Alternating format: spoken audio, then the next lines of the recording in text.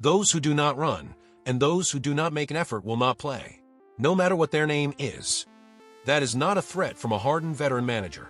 That is Xabi Alonso, in his first week as Real Madrid head coach, laying down the law to a dressing room full of Galácticos. Here is the paradox that defines Xabi Alonso. As a player, he was elegance personified. The perfectly timed tackle, the 50-meter diagonal pass that split defenses, the coolest head on the pitch. He played under Pep Guardiola, José Mourinho, and Carlo Ancelotti, three of the most demanding tactical minds in football history. And yet for years, no one saw him as a future coach. Too quiet, too cerebral, too detached. But then, in October 2022, he took over a Bayer Leverkusen side that was languishing in 17th place, staring at relegation.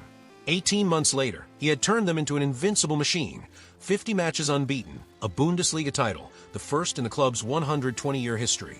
Now, after a turbulent stint at Real Madrid and a fresh start at Chelsea, he stands as one of the most disciplined, strategically intense managers in world football.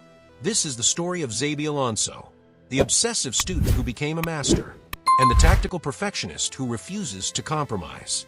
Here is what no one was talking about when Alonso walked into the Leverkusen dressing room for the first time. He had been preparing for this moment since he was a teenager. Long before the trophies, before the Champions League finals, before the World Cup, Alonso was already studying football like a science.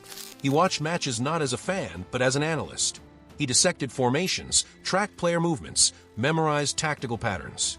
His obsession with Andrea Pirlo, a player he admired for his intelligence and refusal to seek the spotlight, revealed his footballing soul.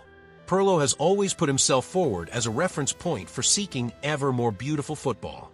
I always liked Pirlo because he never wanted to be a protagonist off the field, so ended up being one for what he does on the pitch. He was not just a player who happened to become a coach. He was a coach who happened to be a player first. Granit Xhaka, who played under both Alonso and Mikel Arteta, noticed the difference immediately. Mikel has his philosophy, and that's it. You know this always change the sides, the free man, let him jump for example. Even to play always with a back four and never change to a back five. Xabi is a little bit different. Xabi can play a back four, but he can play as well a back five. What he wants is always two-number SXS, not running everywhere, more of the time be in the position. That flexibility, the ability to adapt systems while maintaining core principles, is the foundation of Alonso's tactical identity. To understand why Alonso's coaching style is so distinctive, you have to understand the influences that shaped him. He played under three of the most demanding tacticians in modern football. José Mourinho, master of defensive structure, psychological warfare, and transition football. Carlo Ancelotti, the diplomat, the man-manager, the believer in individual freedom. Pep Guardiola, the obsessive, the positional play purist, the architect of structured chaos. From each, Alonso extracted something essential. Mourinho taught him defensive solidity and tactical discipline. Ancelotti taught him how to manage egos and create harmony. Guardiola taught him that football could be controlled, predicted, and systematized.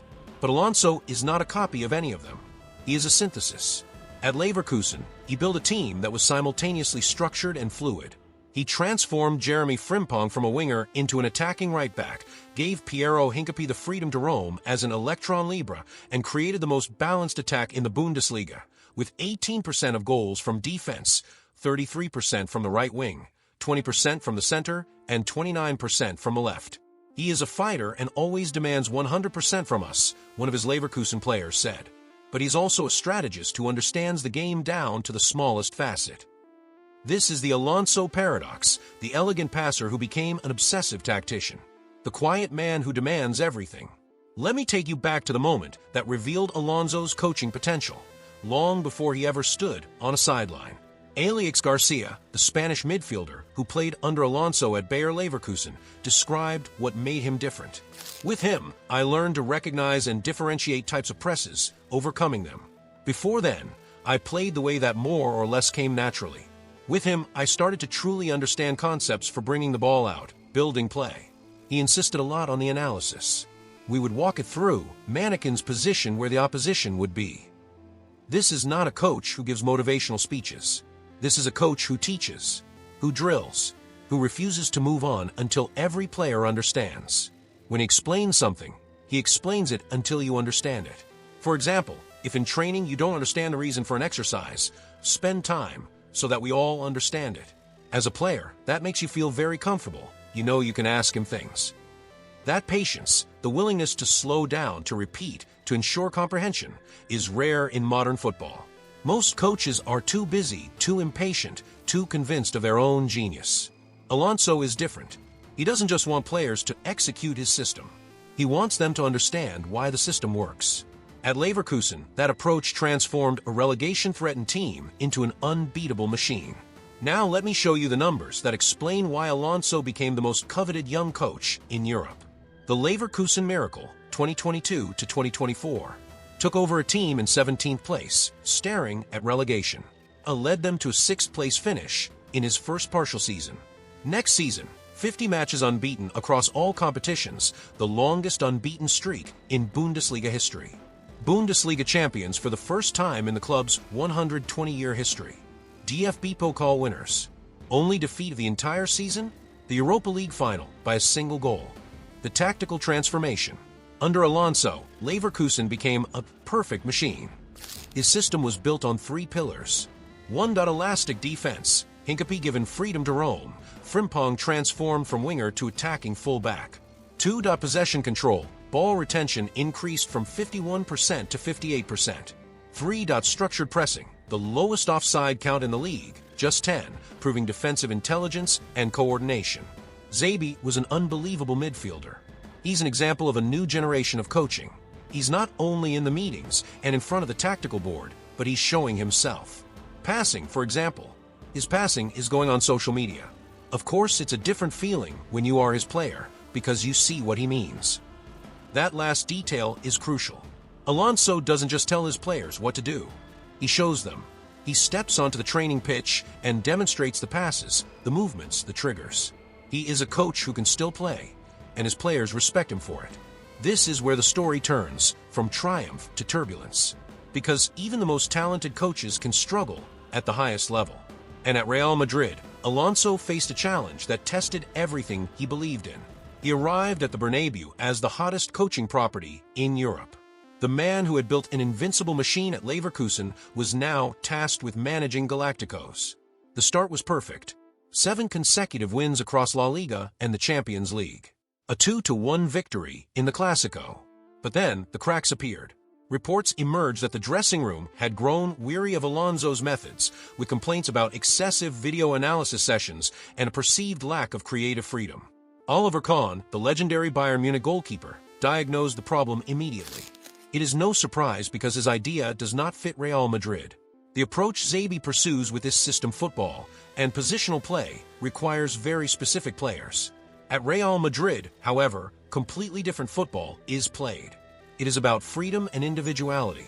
Alonso's obsession with structure, with pressing triggers, with positional discipline, it clashed with the club's DNA.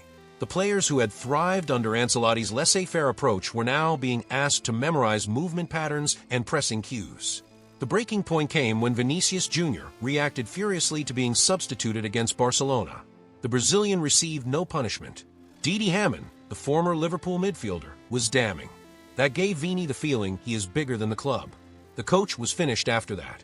It took 5 or 6 months to burn the hottest stock on the coaching market, and if Alonso can't manage it, then God have mercy on whoever follows him.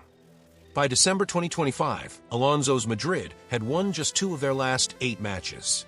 The Tactical Obsessive had been humbled. In early 2026, he was sacked.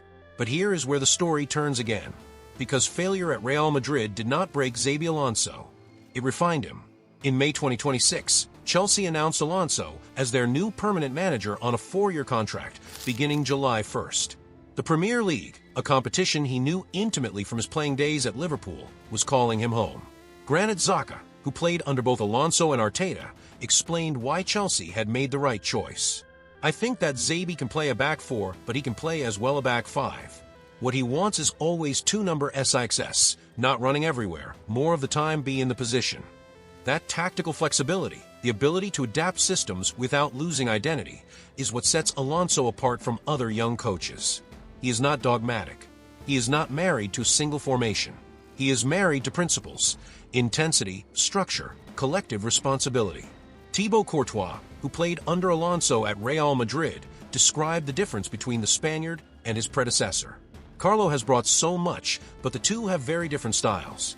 Xabi is a young, ambitious coach who observes everything very carefully and always maintains a high intensity. He brings everyone together because modern football today requires high pressing, the whole team attacking and defending together, everyone having a role in the system. At Chelsea, Alonso will have the opportunity to build without the political pressures of the Bernabeu. He will have a squad hungry for structure, for identity, for a system that makes them greater than the sum of their parts. He will have, in other words, the perfect laboratory for his tactical obsession. Here is what I want you to take away from this story. Xabi Alonso is not a natural manager. He did not fall into coaching because he had nothing else to do. He did not take the job because he needed the money. He became a coach because he is obsessed with football. He's a coach who's obsessed, Ezequiel Palacios, the Argentine World Cup winner, said. He always wants more. You see in every training session that if he sees you're switched off or relaxed, he quickly tries to switch you on, so you focus on what's going on in training. That obsession, that refusal to accept anything less than 100%, is what drove him as a player, is what drove him at Leverkusen, is what drove him at Real Madrid, even when it ultimately failed, and it is what will drive him at Chelsea. A fighter that demands 100%, his players call him. Not because he shouts, not because he threatens, because he cares, because he studies, because he prepares, because he will spend 10 hours a day at the training ground, analyzing footage, designing drills, laying the foundation for victory. The pass master who became a tactical architect. The elegant midfielder who became an obsessive manager. The student of Guardiola, Mourinho, and Ancelotti who synthesized their lessons into something entirely his own. Xabi Alonso has not won the Premier League. He has not won the Champions League as a manager. He has not yet proven that his methods can succeed at the highest level over the long term. But he has proven something more important. He has proven that obsession, when channeled correctly, can turn a relegation-threatened team into invincible champions. He has proven that tactical intelligence can overcome individual brilliance. He has proven that the quietest minds are often the sharpest. So here's my question to you. Do you believe Xabi Alonso's tactical obsession will finally translate into Premier League success at Chelsea? Or is he too rigid, too demanding, too system-dependent for English football? I would love to hear your thoughts in the comments. If you enjoyed this deep dive into one of football's most fascinating managerial minds, the elegant passer who became an obsessive architect, subscribe to the channel for more stories from the beautiful game. Thanks for watching. See you in the next one.